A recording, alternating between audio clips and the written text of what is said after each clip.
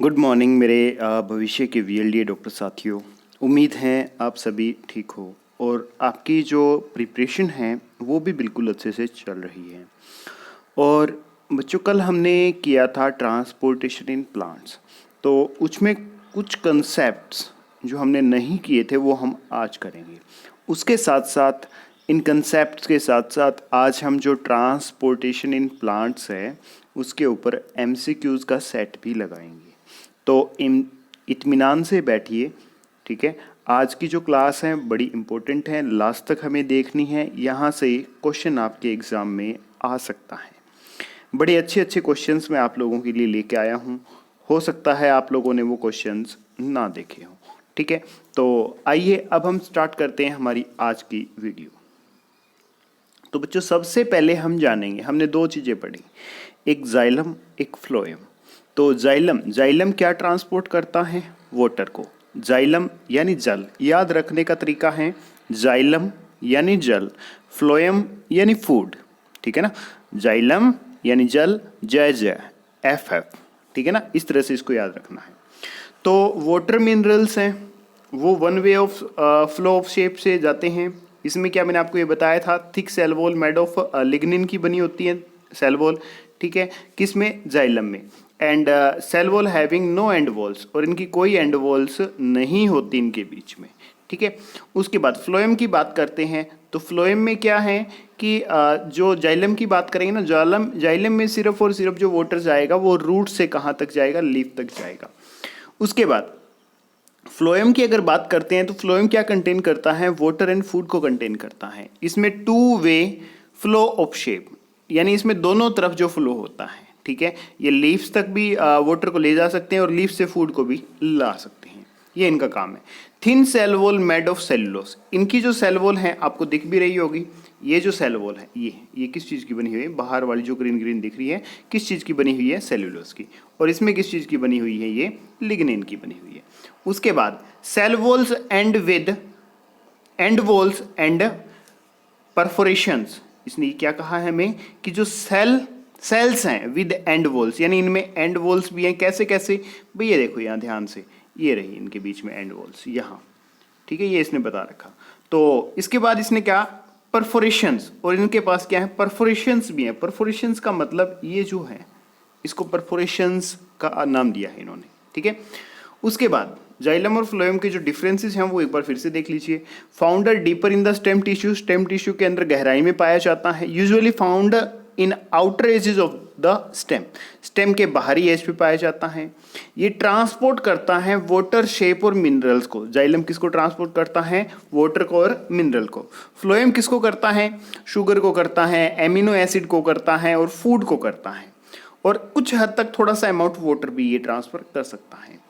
Move substances up the stem using passive transport that requires no energy, यानी ये क्या करता है? सब्सटेंसेस को स्टेम से, ठीक है, स्टेम को यूज करते हुए ऊपर की तरफ ट्रांसपोर्ट कर सकता है। किस मेथड से? Passive transport. ये पैसिव ट्रांसपोर्ट भी समझेंगे ध्यान से, इस क्लास में लास्ट तक बने रहिएगा, सब कुछ सीखने को मिलेगा आज आपको। Move substance up and down the stem via active transport which requires energy. ये क्या कहते हैं कि जो फ्लोएम है वो सब्सटेंसेस को ऊपर की तरफ भी, रूट से लीफ की तरफ भी, लीफ से रूट की तरफ भी क्या कर सकता है? ट्रांसपोर्ट कर सकता है। किसके थ्रू? एक्टिव ट्रांसपोर्ट के थ्रू। एक्टिव ट्रांसपोर्ट में एनर्जी की रिक्वायरमेंट होती है। फिर क्या कहता है next? Contain xylem parenchyma, contains xylem parenchyma cells and trachea cells. तो जाइलम है, जाइलम में क्या? पैरेंचाइमा सेल्स भी हैं और ट्रेकियार्ड सेल्स भी हैं। और फ्लोएम में क्या होता है? सीव ट्यूब सेल्स होती हैं, कंपेनियन सेल्स होती हैं और फ्लोएम पैरेंचाइमा सेल्स होती है। ये चीजें मैंने आपको बताई थी। उसके बाद नेक्स्ट है सेल्स आर स्टार शेप्ड। जो जाइलम है, जाइलम की जो सेल्स हैं वो किसकी शेप में होती हैं? स्टार की शेप में होती हैं। और फ्लोएम है, फ्लोएम की शेप है, जो सेल्स हैं उनकी जो शेप है वो स्टार शेप नहीं है। तो ये इनके डिफरेंसेस थे बच्चों। उसके बाद अब हम जानेंगे कि एक्टिव और पैसिव ट्रांसपोर्टेशन क्या है, क्योंकि ये चीज़ हमें जाननी जरूरी है। जैसे एक्टिव की बात करते हैं पेसिव की बात करते हैं, पेसिव ट्रांसपोर्ट। पेसिव ट्रांसपोर्ट क्या है कि इसको एनर्जी की रिक्वायरमेंट नहीं होती। एक्टिव को क्या है, एनर्जी की रिक्वायरमेंट होती है और एटीपी का ब्रेकडाउन होगा, ठीक है, ATP breakdown to ADP. ATP किस में टूट जाएगी, एडीपी में, और एडीपी क्या प्रोवाइड करेगी, एनर्जी प्रोवाइड करेगी। उसके बाद नेक्स्ट जो पॉइंट है पेसिव ट्रांसपोर्ट का, वो क्या है कि ये मूव करती हैं किसको, सोल्यूट एंड सोलवेंट्स को, सोल्यूट एंड सोलवेंट्स को अक्रॉस ए सेल मेम्ब्रेन। किस में करती है भाई, सेल मेम्ब्रेन के through, from higher to lower concentration, कि जहां पे पार्टिकल्स की कमी है वहां से वहां ट्रांसपोर्ट करती है, ठीक है, जहां पार्टिकल्स ज्यादा है वहां से जहां पार्टिकल्स कम है वहां ट्रांसपोर्ट करती है। और एक्टिव ट्रांसपोर्ट में क्या होता है, ये मूव करती है किसको, solute from lower to higher concentration. वो दोनों को मूव करती है, सोल्यूट और सॉल्वेंट को, और ये किसको मूव करती है, सोल्यूट्स को। अब सोल्यूट और सॉल्वेंट में क्या डिफरेंस है बच्चों, सोल्यूट कम अमाउंट में होगा, सॉल्वेंट ज्यादा अमाउंट में होगा। सॉल्वेंट क्या करता है, सोल्यूट को अपने अंदर डिसॉल्व कर लेता है। जैसे एग्जांपल वाटर का और शुगर का, वाटर है, वाटर में थोड़ी सी चीनी डालेंगे, शुगर डालेंगे, तो वो उसमें क्या हो जाएगी, मिक्सअप हो जाएगी, तो कम अमाउंट लिया, ठीक है, और मीठा भी हो जाएगा। इसीलिए वाटर को क्या माना जाता है कि हर एक चीज को डिसॉल्व करने वाला कंपोनेंट माना जाता है, ठीक है, कंपाउंड माना जाता है, ध्यान रखना इस चीज को। उसके बाद क्या है कि पेसिव ट्रांसपोर्ट में क्या होता है, सिंपल डिफ्यूजन होती है। Passive transport of small solutes through the lipid bilayer, lipid bilayer के थ्रू जो स्मॉल सॉल्यूट पार्टिकल्स हैं उनको क्या ट्रांसपोर्ट कर दिया जाता है, उसमें सिंपल डिफ्यूजन उसको कहते हैं। और ये क्या करता है, moves large molecules in and out of cell. Active transport क्या करता है, जो बड़े बड़े मॉलिक्यूल्स हैं उनको अंदर और बाहर, सेल के अंदर और बाहर क्या कर सकता है, मूव कर सकता है।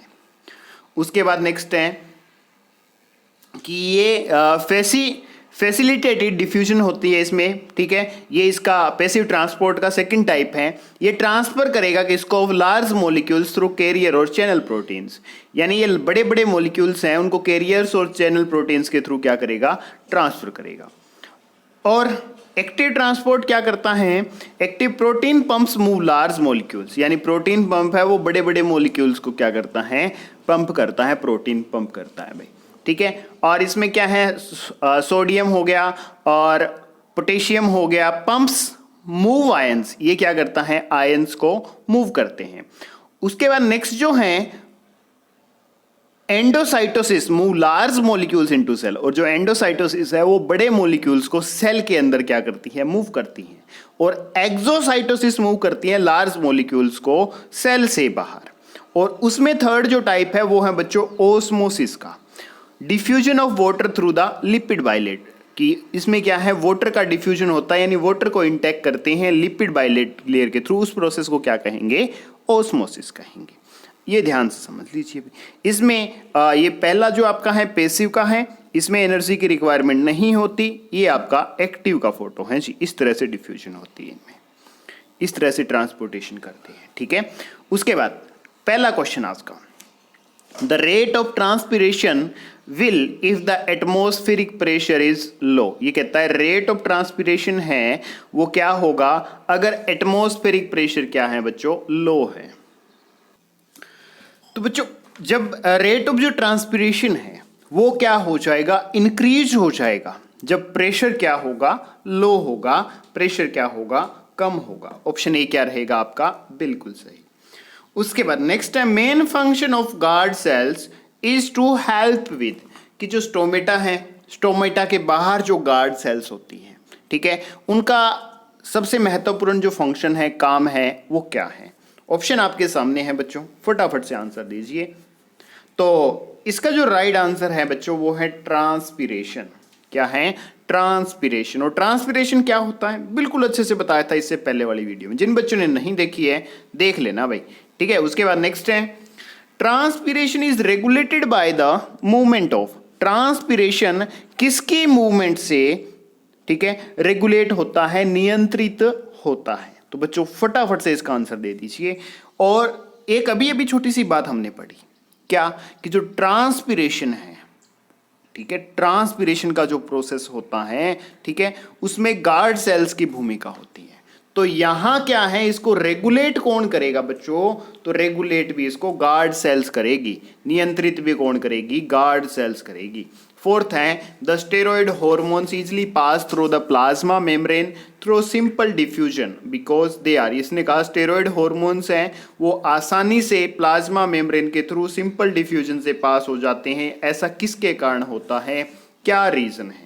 तो फटाफट से आंसर दे दीजिए बच्चों, फिर मैं आपको बताता हूं। क्योंकि जो स्टेरॉइड हॉर्मोन्स है ना बच्चों, वो क्या है, लिपिड सोल्यूबल है, वो लिपिड में क्या होने वाले हैं, सोल्यूबल होने वाले हैं। इसी के कारण वो जब वो लिपिड में सोल्यूबल हो जाते हैं तो प्लाज्मा मेम्ब्रेन के थ्रू सिंपली वो क्या हो जाएंगे, सेल में डिफ्यूज हो जाएंगे, टूट जाएंगे, ब्रेकडाउन हो जाएगा उनका। फिफ्थ क्वेश्चन है, living cells placed in an isotonic solution tends to retain their shape and size, this is based on the principle of, इसने कहा लिविंग सेल्स अगर किसी आइसोटोनिक सॉल्यूशन में रखेंगे तो वो अपनी शेप और साइज को क्या कर लेगा, रिटेन कर लेगा या दोबारा से हासिल कर लेगा। तो this is based on the principle of, ये किसके प्रिंसिपल पर आधारित है? तो बच्चों ये आधारित हैं ओस्मोसिस के, ओस्मोसिस के प्रोसेस के ऊपर। पहले ओस्मोसिस में क्या होगा, छोटे छोटे पार्टिकल्स में डिफ्यूज होगा, फिर ये इकट्ठा होके वैसे ही वाटर क्या करने लग जाएगा, फ्लो करने लग जाएगा। नेक्स्ट है, girdling around the trunk of a tree can cause it to if it can not regrow to bridge the wound. इसने कहा girdling around the trunk of a tree, tree के ट्रंक के चारों तरफ जो ग्रिडलिंग है उसका रीजन क्या है, ठीक है, it can not regrow to bridge the wound, तो अगर ये रीग्रो नहीं होगी तो उस टाइम क्या होगा, ये इसने क्वेश्चन पूछा। इसका आंसर दीजिए बच्चों फटाफट से। तो इसका जो आंसर है वो है आपका option C, die. Tree can cause it to die if it can not regrow, दोबारा से रीग्रो नहीं होगी तो इसका कोज क्या होगा कि जो girdling around the trunk of tree can cause it to die, उसके कारण क्या हो जाएगा, ट्री डाई हो जाएगा। Transport of food material in higher plants occur through, कि जो फूड का ट्रांसपोर्ट है वो बड़े जो प्लांट्स हैं उनमें कैसे होता है, किन के थ्रू होता है, तो फटाफट से आंसर दे दो बच्चों। तो इसका जो राइट आंसर है ना बच्चों वो है आपका फ्लावर्स, फूलों के थ्रू।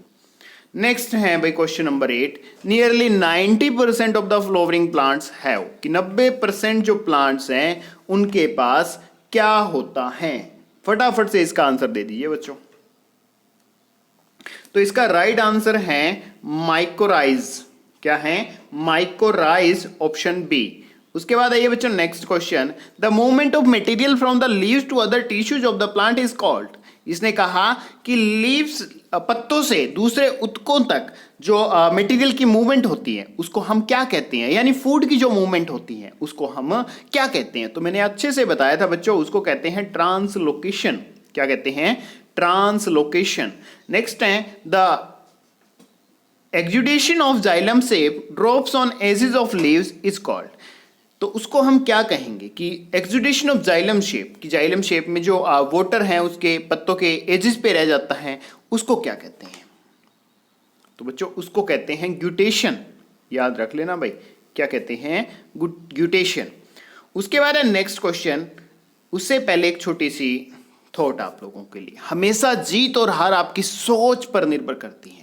मान लो तो हार होगी और ठान लो तो जीत होगी। तो हमें क्या करना है, ये ठानना है कि हमें VLDA एंट्रेंस एग्जाम क्रैक करना है, VLDA में अच्छे मार्क्स के साथ एडमिशन लेना है, और वो भी लुआस यूनिवर्सिटी कैंपस में, ना कि प्राइवेट कॉलेजेस में। तो आइए बच्चों देखिए पहला क्वेश्चन क्या है, आज का नेक्स्ट क्वेश्चन क्या है, which of the following is used to determine the rate of transpiration in plants, कि प्लांट्स में जो ट्रांसपिरेशन का प्रोसेस होता है उसको मापने के लिए कौन से यंत्र का प्रयोग किया जाता है। फटाफट से आंसर दे दो बच्चों, ऑप्शन आपके सामने है। तो इसका जो राइट आंसर है बच्चों वो है पोटोमीटर। क्या है, potometer. Water absorb by root hairs occurs until, water absorption by root hairs, ये कहता है कि रूट हेयर्स के थ्रू, यानी जड़ों में जो छोटे छोटे बाल्स होते हैं उनके थ्रू जब एब्जॉर्प्शन होता है वाटर का, वो कब तक चलता है, किस कारण होता है, क्या रीजन है उसका, तो ये आप लोगों को बताना है। तो इसने कहा ऑप्शन आपको दे रखे हैं, तो फटाफट से इसका आंसर दे दीजिए बच्चों। तो बच्चों इसका जो राइट आंसर है आपका वो है वाटर पोटेंशियल इज लोअर, कि वाटर एब्जॉर्प्शन होगा रूट्स एयर्स के थ्रू। कब होगा? जब वाटर का पोटेंशियल क्या होगा? कम होगा, लोअर होगा। A plant cell placed in pure water, कि जब एक प्योर वाटर में हम प्लांट सेल को प्लेस करेंगे, रखेंगे, उस टाइम क्या होगा? तो फटाफट से आंसर दीजिए भाई, फिर आपको बताते हैं इसमें क्या होगा। तो बच्चों इसका जो राइट आंसर है वो है आपका option B, becomes more turgid until the pressure potential of cell reach its osmotic potential. ये कहता है कि जो बिकम्स मोर टर्जिड यानी ज्यादा टर्जिड हो जाएगा, कब? जब pressure of potential of cell reach its osmotic potential, कि जब तक ये ऑस्मोटिक पोटेंशियल को नहीं पहुंचेगा तब तक ये क्या हो जाएगा? टर्जिड हो जाएगा। और टर्जिड का मीनिंग आप लाइव चैट में बताइए फटाफट से भाई। Stomata of plant open due to, कि प्लांट का जो स्टोमेटा है वो किसकी वजह से ओपन होता है? तो वो होता है बच्चों open influx of potassium ions. किसकी वजह से होता है? Influx of potassium ion. उसके बाद नेक्स्ट क्वेश्चन देखिए, बड़े गजब गजब के क्वेश्चंस है बच्चों। Potometer works on the principle of, potometer किसके प्रिंसिपल पे काम करता है? तो फटाफट से एक बार इसका आंसर दे दीजिए, फिर चलते हैं आगे। तो बच्चों इसका जो राइट आंसर है वो है amount of water absorbed equals the amount transpired, कि जितना वाटर ट्रांसपेयर किया यानी ट्रांसफर कर दिया, ठीक है, उसका अमाउंट इक्वल होना चाहिए जितना वाटर इसने एब्जॉर्ब किया, अवशोषित किया, उसके बराबर। नेक्स्ट है the metal ions involve in the stomatal regulation, कि स्टोमेटा के ओपन होने बंद होने में कौन सी मेटल है जो शामिल होती है भाई? तो इसका जो राइट आंसर है बच्चों वो है पोटेशियम। क्या है? Potassium metal. नेक्स्ट है movement of H2O through cell wall is called as, कि सेल वॉल के थ्रू जो H2O की मूवमेंट होती है, वाटर की जो मूवमेंट होती है, उसको क्या कहेंगे? तो बच्चों उसको कहेंगे एपोप्लास्ट। क्या कहेंगे?